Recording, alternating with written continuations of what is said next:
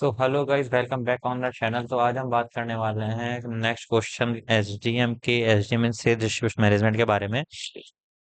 तो आज हम इसमें जानेंगे कि what are the some effective strategies for recruiting sales personnel that align with the specific demand and goals for a sales driven organization. कि है ना, सेल्स इफेक्टिव जो सेल्स को अपन को सेल्स पर्सनल जो होते हैं वो किस तरीके से डिमांड को और अपने गोल्स को मिला करके एक जो ऑर्गेनाइजेशन है उसके लिए गोल्स के लिए किस तरीके से काम करते हैं। सबसे पहले हम बात करेंगे understanding the strategic importance of sales recruitment के बारे में, कि जो स्ट्रेटेजीज होती है किसके लिए, सेल्स रिक्रूटमेंट के लिए, सेल्स पर्सनल के रिक्रूटमेंट के लिए वो क्या क्या होती है। Recruiting sales personnel is more than just hiring. It's about selecting individuals who can drive revenue, build customer relationship, and execute the company's sales strategy effectively. कि recruiting sales personnel only hiring से मतलब नहीं होता, उसमें उसमें क्या होता है, इंडिविजुअल को सेलेक्ट करना जो कि रेवेन्यू को जनरेट कर पाए, कस्टमर रिलेशनशिप को बिल्ड कर पाए और कंपनी के सेल्स को इफेक्टिवली जनरेट कर पाए। Poor hiring decision in sales can lead to low opportunity, decrease moral and customer dissatisfaction. कि अगर अपन ने किसी को भी नॉर्मली हायर कर लिया जिसके जिसके थ्रू अपन कोई ना तो कोई अपन अपॉर्चुनिटी गेट कर पा रहे हैं, ना अपन को कस्टमर के साथ रिटेंशन मिल रहा है, जैसे कस्टमर रिलेशनशिप बन रहा है, ना ही अपन को कंपनी की सेल्स में ग्रोथ होती है, तो उससे क्या होगा कि अपन को जो दूसरे बंदे को अपॉर्चुनिटी कर सकते थे, दूसरे बंदे को जो अपन ले सकते थे, हायर कर सकते थे, उसकी अपॉर्चुनिटी लॉस होती है। या फिर जो अपन डील क्रैक कर सकते थे वो डील छूट ही जा सकती है। फिर कंपनी का मोरल डाउन होता है कि कंपनी अपने सेल टारगेट को अचीव नहीं कर पा रही, और कस्टमर का डिससेटिस्फेक्शन होता है। डिससेटिस्फेक्शन मतलब कि कस्टमर है ना अपनी सर्विसेज से ना सेटिस्फाई नहीं हो पाता। जैसे अगर अपन इंश्योरेंस सेक्टर की बात करें, जैसे अपन पूरे सेल्स सेक्टर में सेल्स अपने जितना भी टॉपिक रहा है उसमें इंश्योरेंस सेक्टर की बात कर रहे हैं, तो उसमें क्या होता है कि ना अगर कोई ट्रेनी बंदा है, कि अगर कोई ट्रेनी बंदा होता है कि है ना जो नया नया ज्वाइन कर रहा है, ठीक है, अगर नए नए बंदे को हम अगर क्लाइंट्स के पास डायरेक्ट भेज देंगे उसको, जबकि उसका एबीसीडी भी नहीं पता ऑर्गेनाइजेशन में क्या चल रहा है, तो सामने वाला बंदा डील क्रैक नहीं कर पाएगा। वहीं अगर सामने अगर उसका मैनेजर उससे कोऑपरेटिव हो या फिर उसका जो सीनियर उससे कोऑपरेटिव करके चले, तो हो सकता है वो बंदा उस सामने वाले कस्टमर को अट्रैक्ट करके अपने ज्वाइन करवा पाए। नेक्स्ट हो जाता है की consideration before designing recruitment strategies. इस पर में क्या बात करते हैं कि जो कंसिडरेशन होता है उसको किसके लिए रिक्रूटमेंट से पहले डिजाइन करने के लिए वो किस किस तरीके से होता है, ठीक है। फैक्टर्स देख लेते हैं अपन क्या होता है, ऑर्गेनाइजेशन सेल्स गोल्स, और क्यों इंपॉर्टेंट है कि are you focusing on new customer acquisition, account management और अपसेलिंग। कि अपन को सबसे पहले जो सेल्स पर्सनल होता है उसको ज्वाइन करने से पहले अपन को क्या क्या बातें ध्यान में रखनी चाहिए, कि अगर अपने ऑर्गेनाइजेशन का गोल क्या है, कि अगर अपन क्या इसके लिए नए कस्टमर के एक्विजिशन के लिए कर रहे हैं या फिर अकाउंट मैनेजमेंट के लिए अपसेलिंग। अपसेलिंग मतलब क्या होता है कि अगर कस्टमर 100 रुपए की कोई चीज खरीदना चाह रहा है तो उसको 120 पे लेके जाना, 120 ले रहा है तो 140 पे लेके जाना, इस तरीके से अपसेलिंग पे। नेक्स्ट आता है target market and industry. Technical products में lead technically skilled sales people. कि अगर कोई टेक्निकल प्रोडक्ट होता है, टेक्निकल प्रोडक्ट में क्या होता है, अपन को स्किल्ड पीपल की नीड होती है। अगर है ना अपन इसको एग्जांपल से लेके चले तो पहले वाला एग्जांपल देख सकते हैं कि जो अपसेलिंग ले रहे थे अपन, कि अगर इंश्योरेंस की एग्जांपल है, अगर कोई बंदा जो कस्टमर है अगर वो इंश्योरेंस सेक्टर में 50,000 की पॉलिसी लेके चलता है, कि मिनिमम उसको 50,000 पर मंथ पर ईयर की पॉलिसी लेके चलनी है, तो एजेंट का गोल क्या होना चाहिए उसमें, कि वो 50,000 से 1 लाख या फिर 150 तक उसको लेके जाए, जिससे कि उसका खुद का पर्सनल गोल भी सेटिस्फाई हो सके और कंपनी की ऑर्गेनाइजेशन जो है उसकी उसका भी गोल सेटिस्फाई हो सके। नेक्स्ट अपन बात करते हैं जैसे target market market and industry की बात करते थे, उसमें क्या होता है, जैसे टेक्निकल बंदे कहाँ चाहिए, जैसे कोई मशीनरी का काम है, कोई है ना टेक्निकल वर्क लाइक जैसे कंप्यूटर मैन्युफैक्चरिंग का ही काम है, उसमें अपन को जब तक स्किल बंदा नहीं होगा जिसको उसके बारे में सारी नॉलेज होगी, वो बंदा नहीं कर पाएगा अच्छे से अपने अपने परफॉर्म को, जो भी उसकी क्वालिटी है फिर जो भी सेल्स है उसको वो परफॉर्म नहीं कर पाएगा और वो कस्टमर उससे डिससेटिस्फाई हो जाएगा। Sales process complexity. A longer sales cycle may need patience and persistence in the sales person. कि जो जितनी लंबी सेल्स साइकिल होती है उसके लिए उसको जो कस्टमर है, जो मतलब कस्टमर सॉरी जो सेल्स पर्सनल है उससे पेशेंट और परसिस्टेंस होना चाहिए। कि अगर उसके पास ऐसा नहीं होना चाहिए कि अगर उसके पास कस्टमर नहीं आ रहे तो वो है ना बिल्कुल लो फील करता है। जैसे अपन जैसे इंश्योरेंस का एग्जांपल ले रहे थे, अगर जो एजेंट जो न्यू न्यू रिक्रूट हुआ है, अगर उसके पास कस्टमर्स नहीं आ रहे, वो रिक्रूट नहीं कर पा रहा, तो इसका ये मतलब नहीं है कि वो डिमोटिवेट हो जाए। अगर वो डिमोटिवेट होना चाहिए, जो उसके सीनियर्स हैं या फिर जो रिक्रूटर है उसको मोटिवेट करना चाहिए अलग अलग तरीकों से, ये चीज। नेक्स्ट आता है territory and location, language, cultural understanding and mobility impact performance. कि जो लैंग्वेज होती है, कल्चरल अंडरस्टैंडिंग होती है, जो मोबिलिटी मोबिलिटी इम्पैक्ट होती है, उससे बहुत परफॉर्मेंस के ऊपर बहुत फर्क पड़ता है। कि जैसे जैसे मैं लास्ट आईटीसी में जब मैं इंटर्नशिप में जॉब कर रहा था, तो उस टाइम पे क्या हुआ था कि एक मतलब आईटीसी के पर्टिकुलर एक सेगमेंट में एक प्रोडक्ट था, उसकी सेल काफी डाउन थी। सेल डाउन थी, आईटीसी डिस्टर्ब थी उस वजह से कि सेल डाउन है। तो व्हाट डिड इट कि उन्होंने एक नॉर्मल ऐसी हमने मतलब हमने क्या किया था उसमें कि एक हमने एक पर्सन उठाया कि जो यहाँ पे लोकल वर्क करता था। लोकल वर्क कैसे कि वो नॉर्मली सारे जनरल स्टोर वाले थे उनको जानता था। उसने क्या किया, उनके साथ कॉन्टेक्ट बनाया और एक ही दिन में उसने मोर देन जो पहले उससे पहले काम करे थे उनसे ज्यादा उसने रीसेलिंग करके दिखाई वहां पे, इस तरीके से। नेक्स्ट आता है effective strategy for recruiting sales personnel कि अपन को इफेक्टिव स्ट्रेटेजीज क्या हो सकती है अगर सेल्स पर्सन को रिक्रूट करना है तो। Define clear job description and expectations कि है ना अपन को जो बंदा अपन हायर कर रहे हैं उस बंदे को सबसे पहले उसकी जॉब डिस्क्रिप्शन या फिर एक्सपेक्टेशन जो होती है उसकी ले लेनी भी चाहिए और दे देनी चाहिए। जैसे कि आपने अगर कोई कंपनी ज्वाइन करी, अगर आप कोई कंपनी या फिर कोई ऑर्गेनाइजेशन ज्वाइन कर रहे हो, तो एचआर का काम क्या होता है कि उसको सारे काम बता दे। लाइक अगर वो काउंसलर की जॉब करना चाह रहा है, अगर काउंसलर की जॉब पे अगर उस बंदे को हायर कर रहे हैं, तो एचआर का काम क्या होगा कि उसके काउंसलर से रिलेटेड सारी चीजों को डिस्क्राइब कर दे कि वो क्या क्या काम करेगा, क्या क्या काम नहीं करेगा। ये नहीं कि बाद में उसको ज्वाइन करने के बाद कि है ना उसको नई रेस्पॉन्सिबिलिटी दे, जैसे कि बाद में कह दे कि तुमको मार्केटिंग का काम भी करना है, उसके बाद तुम उनसे कहे तुमको सेल्स भी करनी है। ये नहीं कि जो उसका काम है पहले उसको पहले ही ज्वाइनिंग से पहले उसको सारी चीज पहले एक्सप्लेन कर दी जाए। उसके बाद होता है, इसमें पढ़ लेते हैं आगे, include sales target, daily task, territory responsibility and reporting hierarchy. कि इसमें क्या होता है कि इसको सेल्स टारगेट कितना देना है वो ही बता दे, उसके डेली टास्क का क्या होता है, उसके टेरिटरी क्या होगी, रिपोर्टिंग किसको करनी है, रिपोर्टिंग का प्रोसेस क्या होगा, सब वो बता दे। जैसे कि if you are expected to generate 5 lakh revenue per month from north Delhi territory, कि उस पे उसको पहले ही इन सब चीजों के बारे में जानकारी दी जाए कि हमको इस एरिया से इस जगह पे सारे काम करने हैं। Targeted sourcing technique. Use a platform like LinkedIn, Naukri.com, Indeed कि अपन को सोर्स जनरेट करना पड़ेगा। सोर्स जनरेट किससे मतलब किस लिए सोर्स कस्टमर के जो अपना सेल्स पर्सनल है उसको जनरेट करने के लिए, कि उसको जनरेट मतलब उसको हायर करने के लिए कि अपन को किससे हायर करना है। अगर आउटसोर्सिंग करनी है तो आउटसोर्सिंग में लिंक्डइन के थ्रू Naukri.com हो गया, इंडीड हो गए, और भी जैसे शाइन.com आज के टाइम पे चल रहा है, शाइन.com हो गया, इस तरीके से। अगर वो खुद खुद की सेल्फ उससे करना चाहते कि एचआर सेल्फ अपन उसमें बंदे को पर्सनल हायर करना चाहते तो सेल्फ उसमें होगा कि अपन को डिसाइड कर लेना चाहिए कि इंटरनल सोर्सेज होना चाहिए, एक्सटर्नल सोर्सेज होना चाहिए। कि हाँ ये और चीज याद रखना कि दो सोर्सेज होते हैं इसमें, इंटरनल अपन आगे वैसे आने वाली वीडियो में बात करेंगे, दूसरा हो जाता है external.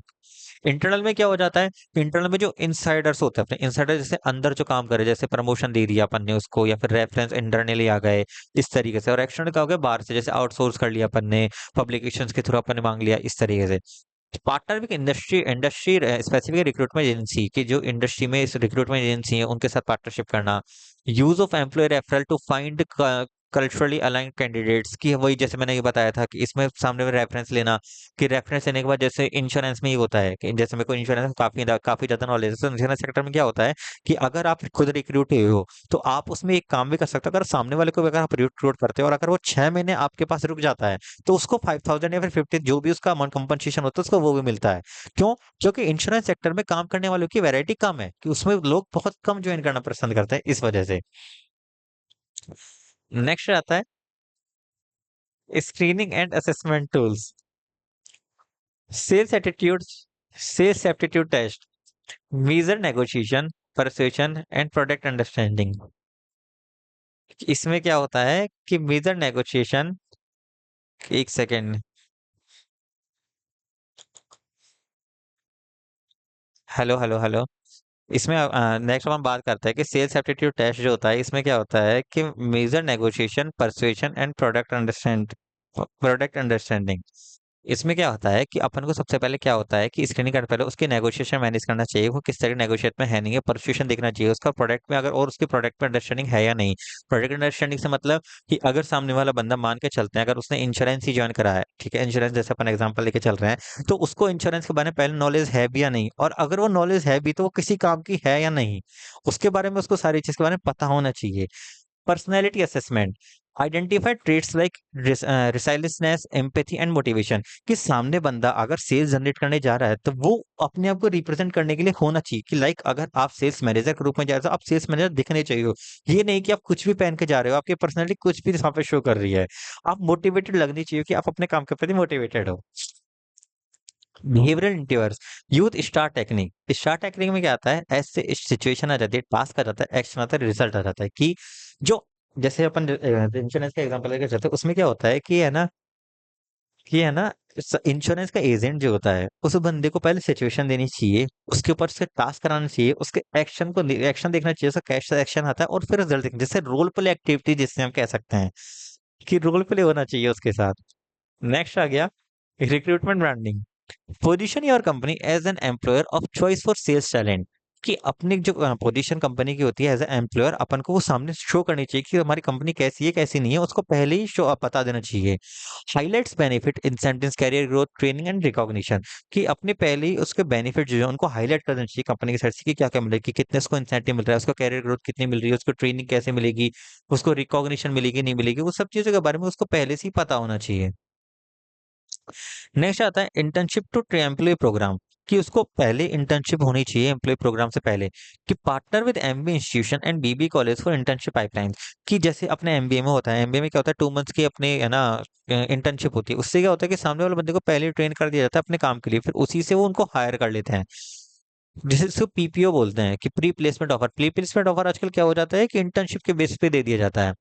Allow assessment of interns को फाइनल प्लेसमेंट, वही आगे कि इंटर्न्स के बेसिस को फाइनल प्लेसमेंट दे दिया जाता है। नेक्स्ट आता है campus recruitment. Targeting top tier and regional college. कि जो भी लोकल कॉलेज हैं उसके बारे में उनको पता होना चाहिए कि वहां से ये बंदे उनको पिक करने चाहिए लोकल कॉलेज से, जिससे कि क्या रहा उनको ज्यादा दिक्कत नहीं है हायर करने में, क्योंकि जो फ्रेशर होंगे वो काम के लिए मोटिवेटेड भी रहेंगे और अच्छे से उस काम को मैनेज भी कर पाएंगे। Organize and campus case challenges and sales competitors. कि उनको एक जो कैंपस होता है, जो ऑन कैंपस होता है, उसमें चैलेंजेस को केस स्टडीज के बेस पे लगाना चाहिए, कि उनके सेल्स कॉम्पिटिशन्स को शो करना चाहिए कि किस किस तरीके से आपको करना करना पड़ेगा, या फिर किस तरीके से आप उसको मैनेज कर, उनके आइडियाज देने चाहिए कि किस तरीके से तुम सेल्स जनरेट कर रहे हो ऐसे कॉम्पिटेटिव माहौल में। Recruiting for attitude training for skill. Focus on hiring people with high motivation emotional intelligence in customer orientation. कि अपन को लोगों को किस तरीके से हायर करना चाहिए जो इनमें मोटिवेशन की कोई कमी नहीं हो, उनमें मोटिवेशन जोर शोर से भरा हो। इमोशनल इंटेलिजेंस, कि वो इमोशनली फुल ना हो, उनके लोगों के इमोशन के साथ ना जुड़ जाए और उसके बीच उससे ये ना हो जाए कि उनकी सेल इफेक्ट कर जाए। और कस्टमर ओरिएंटेशन, कस्टमर को अपनी चीजों के बारे में अच्छे से पता, अपने आप को अच्छे से एक्सप्लेन कर पाए, उनको ओरिएंट कर पाए अपने प्रोडक्ट के थ्रू। Technical product knowledge can be trained later. लेकिन जो टेक्निकल और प्रोडक्ट नॉलेज होता है वो उसको बाद में देनी पड़ेगी, क्योंकि उसको हायरिंग से पहले अपन नहीं दे सकते। उसके बाद होता है डाइवर्सिटी एंड इंक्लूजन फोकस।